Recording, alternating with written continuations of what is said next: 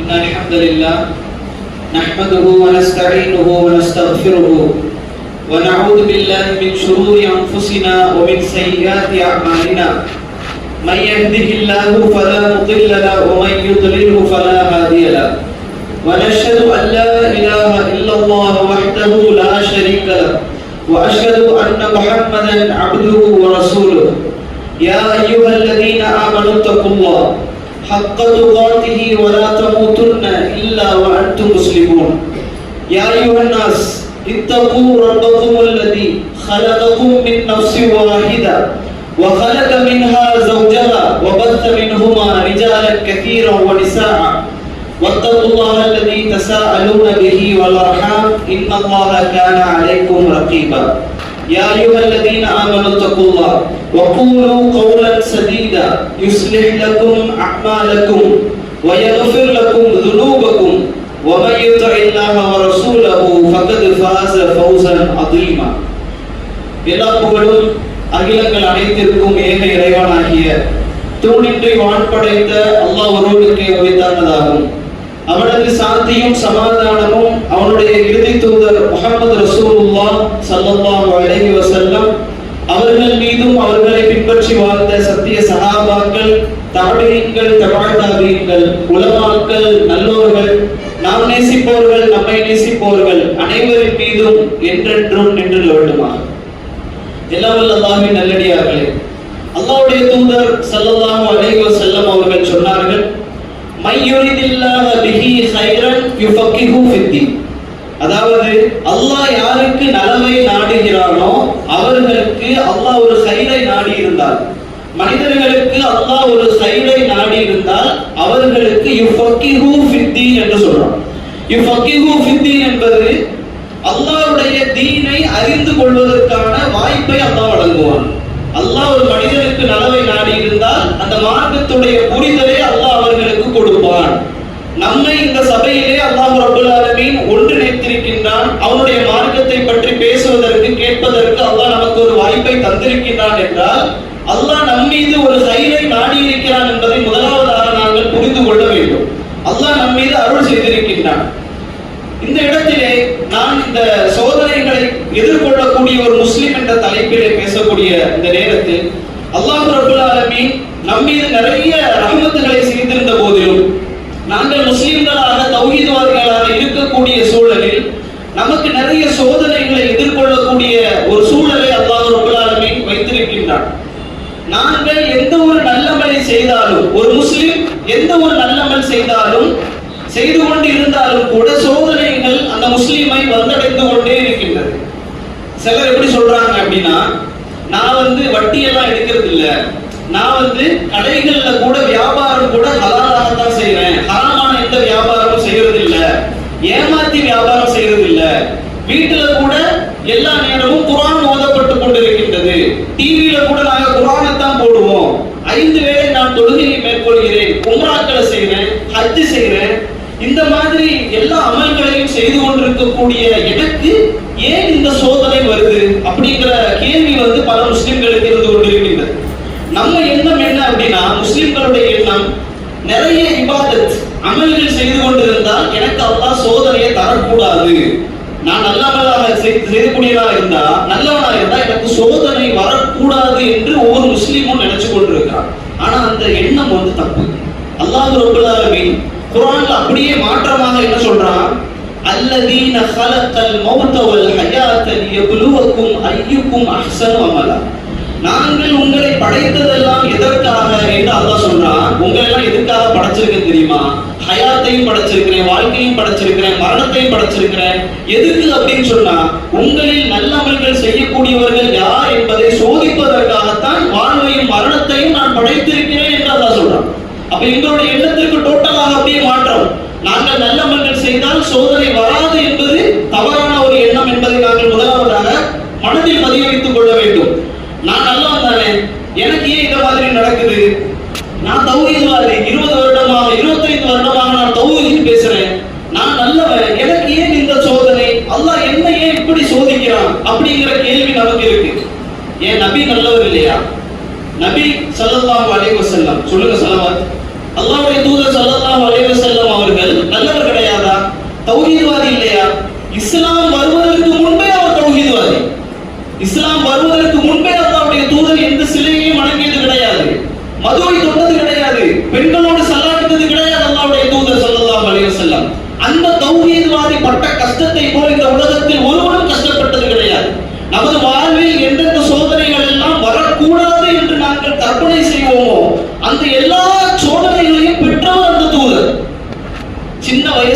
பிறக்கக்கூடிய நேரத்துல வாப்பா கிடையாது, வாப்பாவை கண்டதில்லை அந்த தூதர்.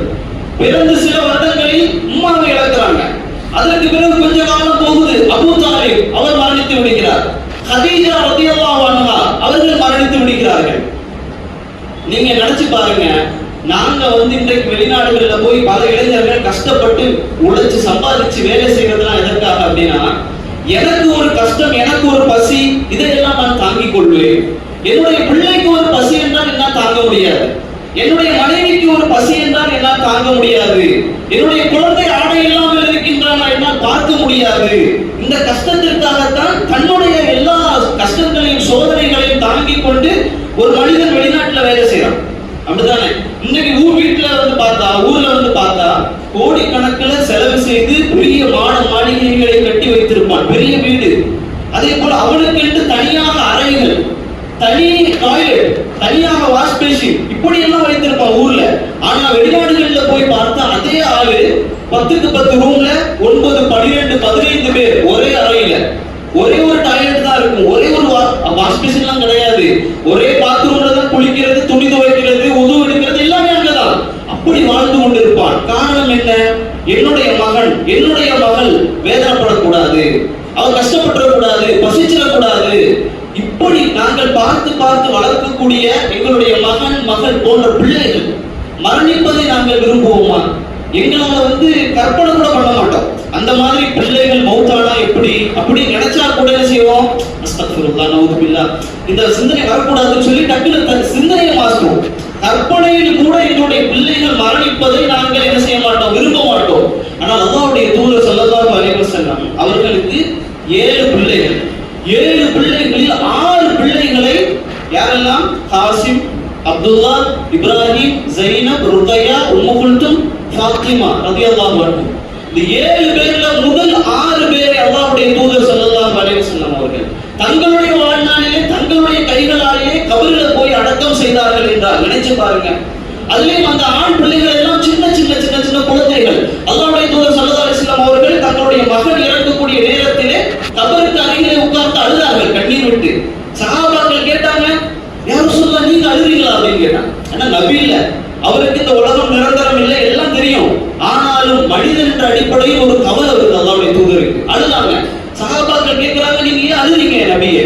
அல்லாஹ்வுடைய தூதர் சொன்னாங்க, அல்லாஹ் இதை ஏற்படுத்தியிருக்கக்கூடிய ரஹ்மத், உள்ளத்தில் எனக்கு ஏற்படுத்தியிருக்கக்கூடிய ரஹ்மத் என்று அல்லாஹ்வுடைய தூதர் சொல்றாங்க. அப்ப அந்த அல்லாஹ்வுடைய தூதர் 6 பிள்ளைகளையும் தன்னுடைய கைகளால் அடக்கம் செய்யறாங்க. அதற்கு பிறகு அல்லாஹ்வுடைய தூதர் மரணித்து ஒரு 6 மாதத்துல ஃபாத்திமா ரலியல்லாஹு அன்ஹா அவர்களும் மரணிக்கிறாங்க. இப்படிப்பட்ட சோதனையை தாங்கிய ஒரு இறை தூதர் அல்லாஹ் அவரை பத்தி குர்ஆன்ல சொல்லுவான், வமா அர்சல்னாக இல்லா ரஹ்மத்தல் லில் ஆலமீன். ஆலமீன் என்று சொன்னால் அல்லாஹ்வை தவிர்த்து இருக்கக்கூடிய எல்லாமே ஆலமீன் தான். ஆலமீன் என்பதனுடைய அர்த்தம் என்ன என்று சொன்னால், அல்லாஹ்வை தவிர்த்து இந்த உலகம் அல்ல, உலகத்தை தாண்டி இருக்கக்கூடிய எல்லாமே ஆலமீன் தான். அந்த ஒட்டுமொத்த ஆலமீனுக்கும் அல்லாஹ் ரஹ்மத்தாக இந்த இறை தூதரை ஆக்கி இருக்கிறேன் அப்படின்னு சொல்றான். அந்த இறை தூதருக்கு அல்லாஹ் கொடுத்த சோதனை தான் தன்னுடைய வாழ்நாளிலே 6 பிள்ளைகளை தங்களுடைய கையால் அடக்கம் செய்தார்கள் அல்லாஹ்வுடைய தூதர். இது அல்லாமல் பல சிரமங்களை நீங்கள் படித்திருப்பீர்கள் வரலாற்றிலே. இப்படிப்பட்ட சோதனைகளை அந்த இறை தூதர் எப்படி தாங்கிக் கொண்டார் என்பதுதான் படிப்பினை.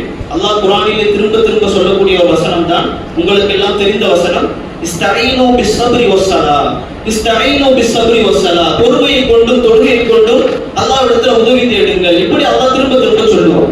நமக்கு எல்லாம் என்ன அப்படின்னா, பொறுமை தொழுகை எல்லாம் எங்களுக்கு தெரியுது, ஆனா எங்களால அந்த பொறுமையை கொண்டு வர முடியலையே, தொழுகையை கொண்டு வர முடியலையே, என்ன காரணம்? அந்த வசனத்துல தொடர்ச்சியா அல்லாஹ் சொல்லுவோம். அதான் நாங்க விட்ட பகுதி. அல்லாஹ் அந்த வசனத்திலேயே இஸ்தஈனு பிஸ்ஸப்ரி வஸ்ஸலா என்று சொல்லி முடித்த அடுத்த அந்த தொடர்ச்சியாக அல்லாஹ் ரப்பல் ஆலமீன் சொல்லுவான், வ இன்னஹா கபீரத்துன் இல்லா அலல் காஷிஈன். இது யாருக்கெல்லாம் கடினமாக இருக்கும் தெரியுமா? காஷிஈன்கள் என்று சொல்லக்கூடிய உள்ளச்சம் உடையவர்களை தவிர வேறு எல்லோருக்கும் இது பெரிதாகத்தான் தெரியும். உள்ளச்சம் உள்ளவர்களுக்கு இது மிக லேசானதுன்னு அல்லாஹ் சொல்றான். உள்ளச்சம் கொண்ட காஷிஈன்களுக்கு தவிர இது மற்ற அனைவருக்கும் கபீர், பெருசு. இதெல்லாம் முடியவே முடியாது. நாங்க இன்னைக்கு அப்படிதான் பொறுமையா இருக்க முடியலையே. என்ன காரணம் என்றால், நாங்கள் உள்ளச்சம் கொண்ட காஷிஈன்களாக இல்லை என்பதை அல்லாஹ் விளங்கப்படுத்துறான். அப்ப சலாமுக்கு முன்னாடி இந்த சபர் அல்லாஹ் பேசுறான். இஸ்தஈனு பிஸ்ஸப்ரி வஸ்ஸலா, பொறுமையை கொண்டு தொழுகையை கொண்டு. இந்த தொழுகைக்கு முன்பாக சபர். ஒருத்தர் நல்ல தொழுதாரு, பொறுமை இல்ல, வேஸ்ட். இன்னொருத்தருக்கு பொறுமை ரொம்ப இருக்கு, தொழுகை இல்லைனாலும் வேஸ்ட் தான். ஆனால் இங்க முதலாவதாக அல்லாஹ் சபரை முற்படுத்துகின்றான், பொறுமையை முற்படுத்துகின்றான். சாபிரீன் என்று அல்லாஹ் ரப்பல் ஆலமீன் சொல்லுகின்றான் இன்னொரு வசனத்துல. இப்ப நமக்கு ஏதாவது ஒரு கஷ்டம் வந்துருச்சுன்னா, அல்லது யாராவது மௌத்தானா ஒரு வசனம் சொல்லுவாங்க, என்னது? இன்னா லில்லாஹி வ இன்னா இலைஹி ராஜிஊன் என்று சொல்லுவோம். ஆனால் அந்த வசனத்தினுடைய தொடர்ச்சியில இருந்து நீங்க பாத்தீங்கன்னு வைங்க, அல்லாஹ் ரப்பல் ஆலமீன் சொல்லுவான், லினபுலுவன்னகும் பிஷைஇம் மினல் ஹௌஃபி வல் ஜூஇ வ நக்ஸின் மினல் அம்வாலி வஸ்ஸமராத்தி வபஷிரி ஸாபிரீன் என்று அல்லாஹ் ரப்பல் ஆலமீன் சொல்லுவான். இந்த வசனத்துல என்ன அல்லாஹ் ரப்பல் ஆலமீன் சொல்கிறான் என்றால், வலனபுலுவன்னகும் பிஷைஇம் மினல் ஹௌஃபி வல் ஜூ, அவர்களை பயத்தை கொண்டும் பசியை கொண்டும் அல்லாஹ் ரப்பல் ஆலமீன் சோதிப்பான். வ நக்ஸின் மினல் அம்வாலி வல் அன்ஃபுஸி வஸ்ஸமராத், செல்வத்தினுடைய இழப்புகளை கொண்டு அல்லாஹ் சோதிப்பான், உயிர் இழப்புகளை கொண்டு அல்லாஹ் சோதிப்பான், மரணத்தை கொண்டு அல்லாஹ் சோதிப்பான். அதே போல விளைச்சலுடைய குறைவு, வியாபாரத்தில் ஏற்படக்கூடிய நஷ்டங்களை கொண்டு அல்லாஹ் ரப்பல் ஆலமீன் சோதிப்பான். இப்படி எல்லாம் சோதனைகளை எல்லாம் அல்லாஹ் சொல்லிட்டு வந்துட்டு தான் அடுத்ததான் அல்லாஹ் சொல்லுவான், இதா அஸாபத்துஹும் முஸீபா காலு இன்னா லில்லாஹி வ இன்னா இலைஹி ராஜிஊன். அதுக்கு பிறகு அல்லாஹ் சொல்றான், இந்த மாதிரி கஷ்டங்கள் வந்த நேரத்துல தான் அவர்கள் சொல்லுவார்கள், காலு, அவர்கள் சொல்லுவார்கள், இன்னா லில்லாஹி வ இன்னா இலைஹி ராஜிஊன், நாங்கள் அல்லாஹ்விடத்திலிருந்து தான் வந்தோம், அவரிடத்திலேயே திரும்ப போக போகிறோம். இப்படி ஒரு மனிதன் தன்னுடைய உள்ளத்தில் அதை பதிய வைத்துக் கொண்டால், வெறுமனே மௌத்துக்கு மட்டும் இதை சொல்லாமல், எந்த கஷ்டம் வந்தாலும் இந்த வசனத்தை ஒரு மனிதன் உள்ளத்தில் எடுத்து ஓதினால் அவன் புரிந்து கொள்வான், இந்த உலகம் என்பது வெறுமனே டெம்பரரி தான், கொஞ்ச நாள் தங்கி கொண்டு போகக்கூடிய இந்த உலகம் தான் என்பதை அந்த மனிதன் உள்ளத்தில் பதிய வைத்துக் கொள்வான். ஆனால் அந்த பொறுமைக்கு தேவை ஹுஷு என்று சொல்லக்கூடிய இந்த காஷியை, உள்ளச்சம் என்பது மிக மிக அவசியம். இந்த சோதனைகள் என்பது நாங்கள் பொருந்திக் கொள்ள வேண்டும் என்று சொன்னால் காஷியங்களாக அல்லாமல் வேறு யாராலும் முடியாது என்பதை அல்லாஹ் எங்களுக்கு சொல்லுகின்றான். ஏன் அப்படின்னு சொன்னா, எங்களுக்கு வரக்கூடிய இந்த சோதனைகள் எல்லாம் நிரந்தரம் கிடையாது. ஒரு மனிதனுக்கு வரக்கூடிய சோதனைகள் இந்த உலகத்துல நிரந்தரம் கிடையாது. இந்த உலகத்துல சோதனைகளும் நிரந்தரம் கிடையாது, இன்பமும் நிரந்தரம் கிடையாது, ரெண்டுமே நிரந்தரம் கிடையாது. இதை புரிய வைத்துக் கொள்ள வேண்டும். எங்களுக்கு, அதாவது சொல்லுவார்கள் உலமாக்கள், எங்களுக்கு வந்தது, எங்களுக்கு கிடைத்தது எங்களை விட்டு தப்பி போக இருந்ததும் அல்ல, எங்களை விட்டு தப்பி போனது எங்களுக்கு கிடைக்க இருந்ததும் அல்ல. இன்னொரு வாட்டி சொல்றேன், எங்களுக்கு கிடைத்தது எங்களை விட்டு தப்பி போக இருந்ததும் அல்ல, எங்களை விட்டு தப்பி போனது எங்களுக்கு கிடைக்க இருந்ததும் அல்ல என்பதை ஒரு மனிதன் சரியாக புரிந்து கொண்டால், அவனுக்கு இந்த உலகத்திலே ஏற்படக்கூடிய நஷ்டங்களுக்கும் அவன் என்ன செய்ய மாட்டான், அல்லாஹ்விடத்திலே அதை பற்றி கவலைப்பட மாட்டான். அவனுக்கு கிடைக்கக்கூடிய விஷயங்களிலும் அவன் பெருமை கொள்ள மாட்டான். இதைத்தான் அல்லாஹ்வுடைய தூதர் ஸல்லல்லாஹு அலைஹி வஸல்லம் அவர்கள் சொன்னார்கள், ஒரு முஃமினுடைய வாழ்வை பார்த்தால் எனக்கு ஆச்சரியமாக இருக்கு அப்படின்றாங்க. அஜபன் லி அம்ரில் முஃமின், அஜபன் லி அம்ரில் முஃமின், ஒரு முஃமினை பார்த்தால் எனக்கு ஆச்சரியமாக இருக்கு அப்படின்றாங்க ரசூலுல்லாஹி ஸல்லல்லாஹு அலைஹி வஸல்லம். காரணம் சொல்றாங்க, இன்ன அம்ரஹு குல்லஹு கைர், அவனுக்கு ஏற்படக்கூடிய எல்லாமே அவனுக்கு நலவாகத்தான் இருக்கிறது. எப்படி? அவனுக்கு ஏதாவது சோதனை கஷ்டம் ஏற்பட்டால் அவன் சொல்லுவான், அல்லாஹ் எனக்கு இதை ஏற்படுத்தி இருக்கின்றான் என்று பொருந்திக் கொள்வான், அதுவும் அவனுக்கு கயிறு தான். அவனுக்கு ஏதாவது நனவு ஏற்பட்டால் தன்னால் ஏற்பட்டது அல்ல, அல்லாஹ் எனக்கு இதை தந்தது என்று அவன் அல்லாஹ்வை புகழ்வான், அதுவும் கயிறு தான். இந்த மாதிரி மனிதர்களை பார்த்தால் அஜபன், எனக்கு ஆச்சரியமாக இருக்கு என்று சொல்லி அல்லாஹ்வுடைய தூதர் ஸல்லல்லாஹு அலைஹி வஸல்லம் அவர்கள் சொன்னார்கள். அதனால் இந்த உலகத்திலே முஸ்லிம்களுக்கு கவலை என்பது இருக்கும், கண்டிப்பாக இருக்கும். ஆனா என்ன விஷயம் அப்படின்னா, அதை அளக்க தெரிந்திருக்க வேண்டும். ஒவ்வொரு கவலைக்கும் என்ன அளவு அப்படிங்கறத நாங்க தெரிந்து கொள்ள வேண்டும். உதாரணமாக, சின்ன வயதுல நாங்கள் எல்லாம் இருக்கக்கூடிய நேரத்தில், பெற்றோர்களோடு போகக்கூடிய நேரத்துல இந்த பலூனை கேட்டு அழுத்திருப்போம். ஒரு பலூன் வாங்கித்தாங்க இப்படின்னு கேட்டு அழுது சண்டை போட்டு அடம்பிடிச்சு சாப்பிடாமலாம் இருந்து சின்ன கார் வாங்கித்தாங்கன்னு கேட்டு அழுத்திருப்போம். அதுக்கு சண்டை அடி புடி, இப்படி அந்த வயசுல அந்த காருக்கு அவ்வளவு மதிப்பு, அந்த வயசுல அந்த காருக்கு அவ்வளவு மதிப்பு. அப்ப நினைச்சிருப்போம், வளர்ந்து சம்பாதிச்சு எனக்கு பணம் வந்துருச்சு அப்படின்னா வீடு முழுக்க நான் பலூனை வாங்கி குவிப்பேன் அப்படிலாம் நினைச்சிருப்போம். வீடு முழுக்க கார் வாங்கி குவிப்பேன். ஆனா யாராவது செஞ்சோமா அப்படின்னா இல்ல. என்ன காரணம்? வளர்ந்ததுக்கு பிறகுதான் அதனுடைய மதிப்பு என்ன அப்படிங்கிறது தெரியுது நமக்கு உண்மையாக. இப்போ நம்ம பக்கத்துல ஒரு சின்ன ஒரு குழந்தை இந்த மாதிரி அடம் பிடிச்சு அழுது அப்படின்னா என்ன சொல்லுவோம், அது அவ்வளவு ஒருத்தர் இல்லடா, நீ அழுது பிடிக்கிற அளவுக்கு அந்த பலூன் ஒன்றும் அவ்வளவு பெருசு இல்லை அப்படின்னு சொல்லி அந்த குழந்தைக்கு அட்வைஸ் பண்ணும். இதுக்கு காரணம் என்ன? எங்களுடைய வயதினுடைய முதிர்வு. வயதுடைய முதிர்வு அப்படின்னா மெச்சூரிட்டின்னு சொல்லுவோம். ஈமானுக்கு அதே போல ஒரு மெச்சூரிட்டி. உங்களுடைய தக்குவாவுக்கும் ஈமானுக்கும் அது மாதிரி ஒரு வயது உண்டு. அந்த ஈமானுடைய வயது வளர வளர வளர அது எப்படி வளரும்? அமலை கொண்டு வளரும். இஸ்லாமிய அறிவு ஃபிக்ஹை கொண்டு அல்லாஹ் ரப்பல் ஆலமீன் அதை வளர்ப்பான். அந்த ஈமானுடைய வளர்ச்சி ஏற்பட்டதுன்னு வைங்களேன், அதற்கு பிறகு ஒரு மனிதனுக்கு ஒரு கவலை ஏற்படும். அதே சோதனை இன்னொரு மனிதனுக்கும் ஏற்படும். இந்த மனிதனுடைய ஈமானுக்கு ஏற்ப அவன் கவலைப்படுவான். இன்னொரு மனிதன் அவனுக்கு இருக்கக்கூடிய அந்த ஈமானிய முதிர்வுக்கு ஏற்ப அதை கவலையாக எடுத்துக் கொள்ள மாட்டான். இதுதான் அல்லாஹ் ரப்பல் ஆலமீன் வைத்திருக்கக்கூடிய ஈமானுக்குரிய அழகு, ஹாஷியன்களுக்குரிய அறிவு என்பதாக அல்லாஹ் ரப்பல் ஆலமீன் சொல்கிறான். இன்னைக்கு சும்மா கேளுங்க, யாரையாச்சும் போய் சும்மா கேளுங்க, உங்களுக்கு என்ன பிரச்சனை இப்படின்னு சும்மா கேட்டாலே நிறைய பேர் என்ன செய்வாங்கன்னா கவலையை வந்து கொட்டி தீப்பாங்க. நிறைய கவலை இருக்கு. என்ன கவலை? என்ன யாருமே புரிஞ்சுக்கிறது இல்லை. இது ஒரு பெரிய கவலை. என்ன யாருமே புரிஞ்சுக்கிறது இல்ல.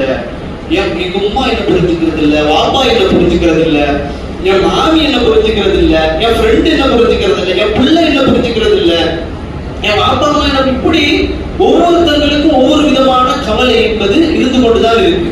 ஆனா இதை வந்து அந்த மனிதர்கள் எப்படி தீர்க்கிறார்கள் என்றால், ஒரு சில மனிதர்கள் என்ன செய்யறாங்க அப்படின்னா உடனடியாக மது பழக்க வழக்கத்துல போயிடறாங்க. அல்லாஹ்வுக்காக இந்த ஜும்மாவுடைய இதுக்காக நான் சொல்லல, அல்லாஹ்வுக்காக சொல்கிறேன், இந்த மது பழக்கத்தை அப்படியே விட்டுருங்க. ஏன்னா சில பேர் என்ன சொல்றாங்க அப்படின்னா, இது வந்து வருடத்திற்கு ஒரு முறை தான் நான் வந்து என்ன செய்யறேன் குடிக்கிறேன், இந்த சிகரெட் வந்து வாரத்துக்கு ஒரு முறை மாதத்துக்கு ஒரு முறை இப்படிதான் நான் குடிக்கிறேன், மற்றவங்கள மாதிரி எல்லாம் இல்ல, பெருநாளைக்கு ஒரு வாட்டி இப்படிதான். அப்படி கிடையாது. நீங்க 1000 முறை குடித்தாலும் சரி, ஒரு முறை குடித்தாலும் சரி, யாருக்கு எதிராக குடிக்கிறீர்கள்? அல்லாஹ் ஒரு கட்டளையை போட்டதற்கு பிறகு அந்த அல்லாஹ்வுடைய கட்டளைக்கு மாற்றமாக நான் செய்கிறேன். அது ஒரு வாட்டியா இருந்தாலும் சரி, 100 வாட்டியா இருந்தாலும் சரி, அது யாருக்கு எதிராக செய்யப்படுகிறது என்பதை நீங்கள் உணர்ந்து கொண்டால் அந்த ஹராத்தின் பக்கம் போக மாட்டீங்க. ஒரு சிலர் இந்த மாதிரி போறாங்களா, மது போதை இந்த மாதிரி வஸ்துக்கள்ல போய் விடுறாங்க. இன்னும் சிலர் எப்படி அப்படின்னு சொன்னாங்க, இந்த பெண்களும் சரி ஆண்களும் சரி சோக பாடல்களை போட்டு கேட்கிறது. சோக பாடல்களை போட்டு கேட்டு எனக்குன்னே எழுதுற மாதிரி இருக்கு அப்படின்னு சொல்லி அவங்க நினைச்சுக்கிட்டு அவன் அப்படிதான் எழுதுவான். அவனுக்கு அதுதான் என்ன பிசினஸ். அதை போட்டு கேட்டு தனக்குன்னே எழுதுற மாதிரி இருக்கு, அதை ஸ்டேட்டஸை வச்சு இப்படி சோக பாடல்கள் மூலமாக தங்களுடைய கவலைகளை எல்லாம் தீர்த்து கொள்ள முயற்சி செய்யறாங்க. அல்லாஹ் ரப்பல் ஆலமீன் குர்ஆன்ல சொல்லுவான், அதா பிதிக்ரில்லாஹி தத்மஇன்னுல் குலூப். உள்ளங்கள் திருப்தி அடைவதெல்லாம் அல்லாஹ்வை நினைவு கூறுவதை கொண்டே தவிர இல்லை. அல்லாஹ்வுடைய குர்ஆன் வசனங்களை ஓதுவதன் மூலமாக கேட்பதன் மூலமாகவே தவிர உள்ளங்கள் என்பது அமைதி அடையவே அடையாது. அல்லாஹ் ரப்பல் ஆலமீனுடைய வாக்குறுதி. அல்லாஹ் குர்ஆனை ஓதக்கூடிய நேரத்தில் உள்ளத்துக்கு நிம்மதியை கொடுப்பான். அது அல்லாமல் நீங்கள் என்ன முயற்சி செஞ்சாலும் சரி, உங்களுடைய நிம்மதியை அது குலைத்து சோகத்தை இன்னும் அதிகப்படுத்ததான் செய்யவே தவிர ஒருபோதும் குறைக்காது என்பதை நாங்கள் புரிந்து கொள்ள வேண்டும். கவலைப்படாமல் இருக்க வேண்டும் என்று சொன்னால் உள்ளத்தில் எடுக்காமல் இருந்தால் போதும். இதுதான் ஒரே ஒரு சொல்யூஷன். ஒரு நியூஸ் பேப்பர்ல நீங்க ஒரு சம்பவத்தை பார்ப்பீங்க, அந்த சம்பவத்தை அடுத்த நாள் பார்ப்பீங்க, அதனுடைய எஃபெக்ட் முந்தின நாள் எஃபெக்ட் போல இருக்காது. இது அங்க நடந்துன மாதிரி தான். என்ன காரணம் அப்படின்னு சொன்னா, முதல் நாள் அந்த சம்பவத்தை உள்ளத்துல எடுத்து போட்டு யோசிச்சு யோசிச்சு கவலையை வளர்த்திருப்போம். இரண்டாவது நாள் அதே போல ஒரு செய்தி வந்துன்னா அதை பார்க்க மாட்டோம், இது அதே மாதிரி செய்தி தான், ஏன் கவலை இல்லை, உள்ளத்துல எடுக்கிறது. இதே மாதிரி கவலைகளை உள்ளத்தில் எடுக்காத ஒரு முஸ்லிமாக நாங்க இருக்கணும். சில பேர் அப்படித்தான், என்னடா என்ன மாமியார் என்ன வந்து ரொம்ப கொடுமைப்படுத்துறாங்க, மாமனார் வந்து கடுகடுப்பாவே இருக்கிறாரு, மாமியார் வந்து இப்படித்தான் என்ன வந்து டார்ச்சர் பண்றாங்க, இதற்கு வந்து என்ன சொல்யூஷன் அப்படின்னா, அல்லாஹ் ரப்பல் ஆலமீன் சொல்லக்கூடிய ஒரு சொல்யூஷன் என்னன்னா, சபரை தவிர வேறு இல்லை, பொறுமையாக இருங்க.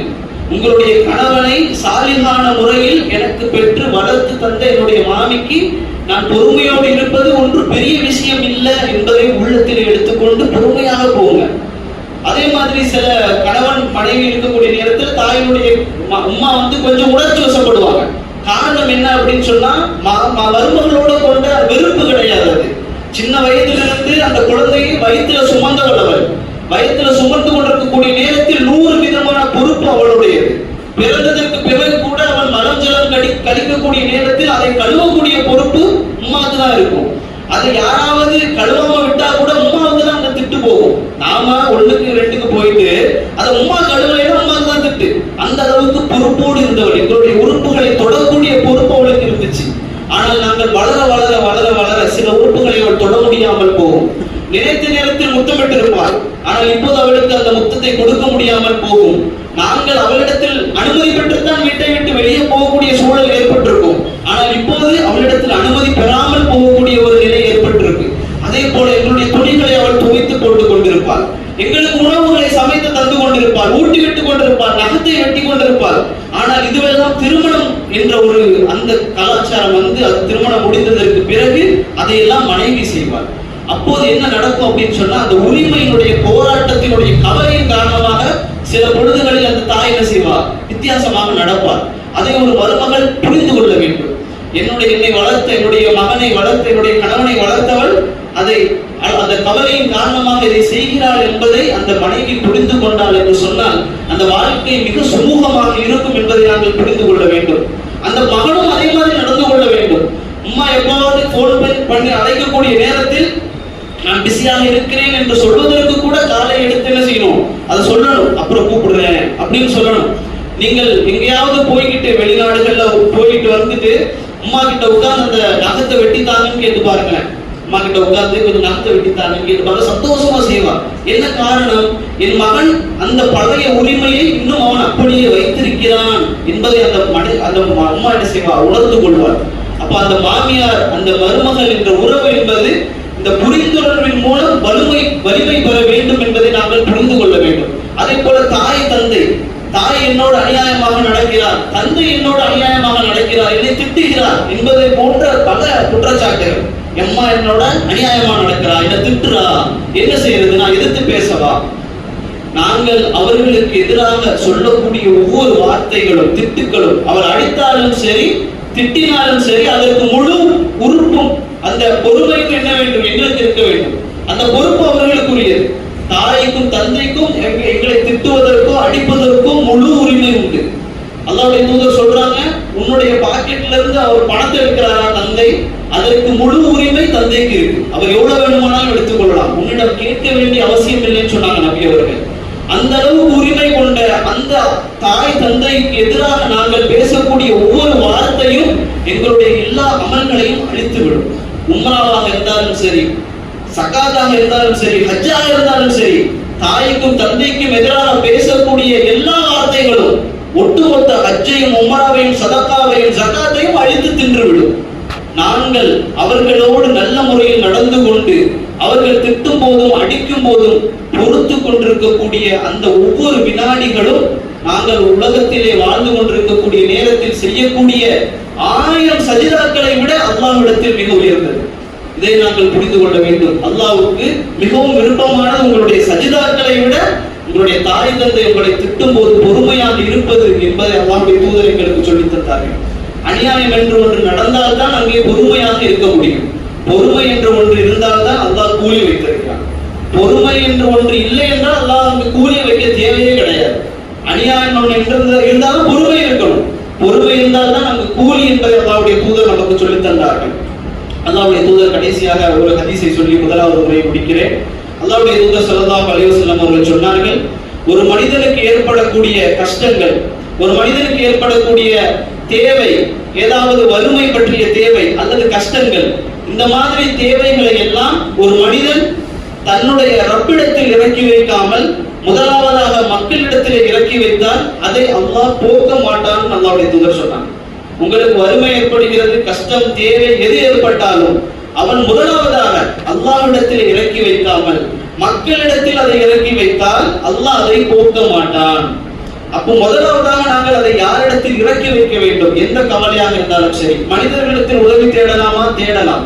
ஆனால் முதலாவதாக ரப்பிடத்தில் ஏதாவது ஒரு பிரச்சனை, செருப்பு வார வந்தால் கூட அல்லாஹ்வுடைய தூதர் சொன்னாங்க, ரப்பிடத்துல கேளுங்க. செருப்பு வார வந்துருச்சா, முதலாவதாக யா அல்லாஹ், என்னுடைய செருப்பு வார அறுந்து விட்டது, எனக்கு புதிய செருப்பை தா என்று அல்லாஹ்விடத்துல முதல்ல கேட்கணும். அதற்கு பிறகுதான் கடையை தேட வேண்டும். முதலாவதாக செருப்பு வார அந்தவுடன் கடையை தேடியதற்கு பிறகு யாருதான் எனக்கு நல்ல செருப்பா பார்த்துட்டா, இப்படிங்கிறது இல்லை. எந்த தேவையாக இருந்தாலும் முதலாவதாக என்னுடைய ரப், யா அல்லாஹ் எனக்கு இதுக்கு எப்படியாச்சும் ஒரு வழியை காட்டிடு. எந்த பிரச்சனையா இருந்தாலும் சரி, அது அரசியல் பிரச்சனையாக இருந்தாலும் சரி, குடும்ப பிரச்சனையாக இருந்தாலும் சரி, தன்னுடைய சுய பிரச்சனையாக இருந்தாலும் சரி, எந்த பிரச்சனையாக இருந்தாலும் முதலாவதாக ரப்பிடத்திலே ஒரு மனிதன் தன்னுடைய கஷ்டத்தை சொன்னால் அல்லாஹ் அதை போக்குவான்.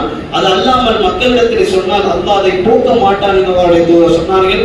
அதே போல அல்லாஹ்விடத்திலே மட்டும் நாங்கள் முறையிடக்கூடியவர்களாக அல்லாஹ் ரப்பல் ஆலமீன் நம்மை ஆக்கி வருவானாக.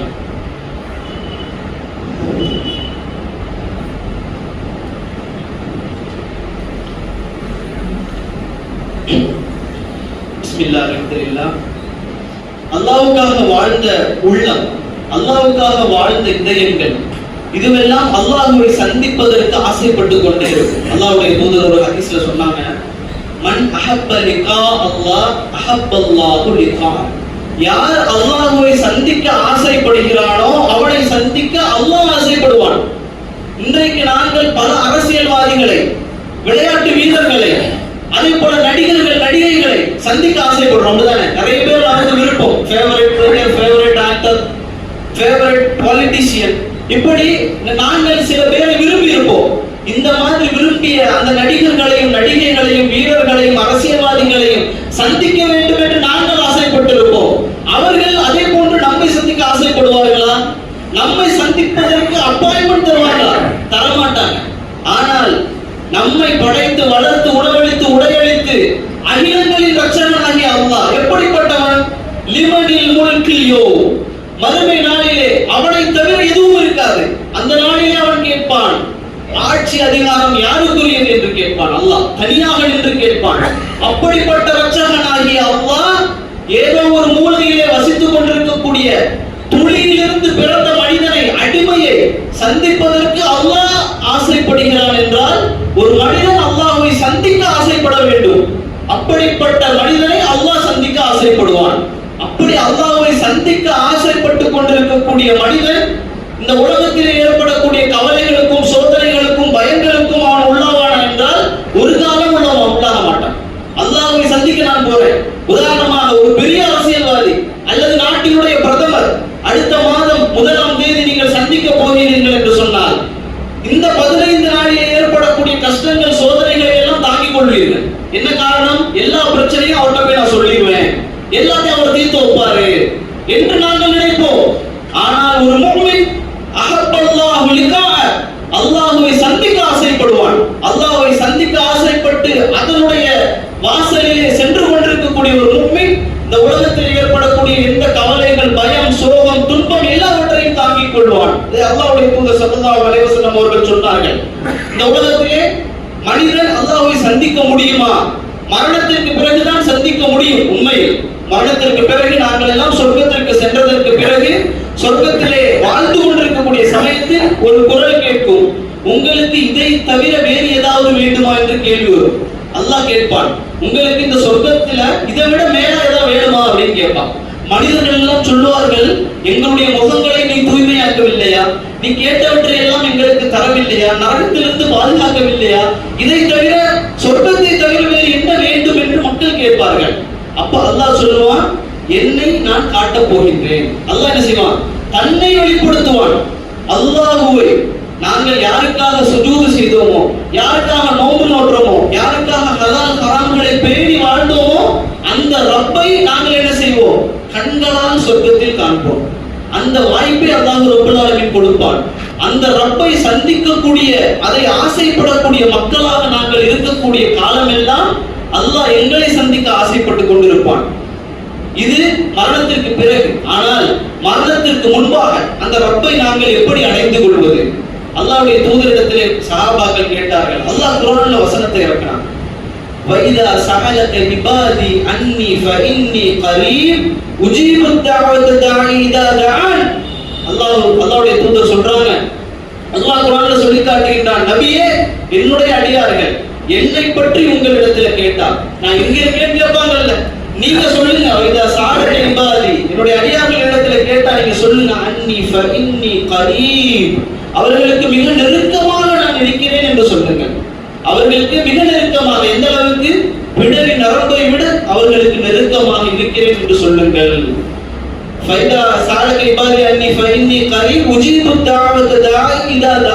அழைப்பவர்களுடைய அழைப்புக்கு அவன் பதில் பதில் அளிப்பான். என்னை அழைக்கட்டும், நான் பதில் குடிக்கிறேன். அல்லாஹ் ரப்பல் ஆலமீன் சொல்கின்றான். தண்ணீரை ஊற்றி அதை குடிக்க வேண்டிய அவசியம் அல்ல, கயிறு கட்ட வேண்டிய அவசியம் அல்ல, தகடு அணிய வேண்டிய அவசியம் அல்ல, யாரிடத்திலோ சென்று தரகர்களை ஏற்படுத்த வேண்டிய அவசியம் அல்ல.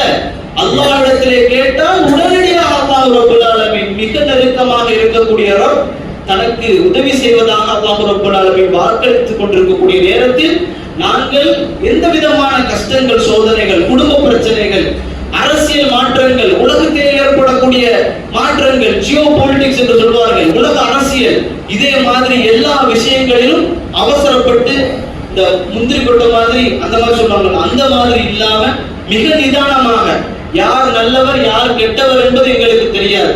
எங்களுக்கு இந்த செய்தித்தாள்களில் வரக்கூடிய செய்திகளை மட்டும் வைத்து நாங்கள் சிலரை நல்லவர் என்றும் சிலரை கெட்டவர் என்றும் முடிவு செய்துவிட்டு போய்விடக் கூடாது. நாங்கள் நிதானமாக இருக்க வேண்டும். முஸ்லிம் என்பவன் நிதானமாக இருக்க வேண்டும். தன்னுடைய சமூக வலைத்தள பதிவுகளில் அவன் நிதானமாக இருக்க வேண்டும். யார் எப்படி உலகம் என்ன நோக்கத்தில் போய்கொண்டிருக்கிறது, என்ன கோணத்தில் என்ன நடக்கிறது என்பது எல்லாம் எங்களுக்கு தெரிந்த விஷயம் அல்ல. அதனால் ஒரு முஸ்லிம் என்பவன் நிதானத்தை கடைபிடிக்க வேண்டும், பொறுமையை கடைபிடிக்க வேண்டும். அந்த பொறுமை எப்போது வரும்? காஷியங்களுக்கு தான் வரும். உள்ளச்சத்தை வளர்த்து கொண்டவர்களுக்கு மட்டும்தான் அது இலகுவானது என்று அல்லாஹ் ரப்பல் ஆலமீன் எங்களுக்கு சொல்லுகின்றான்.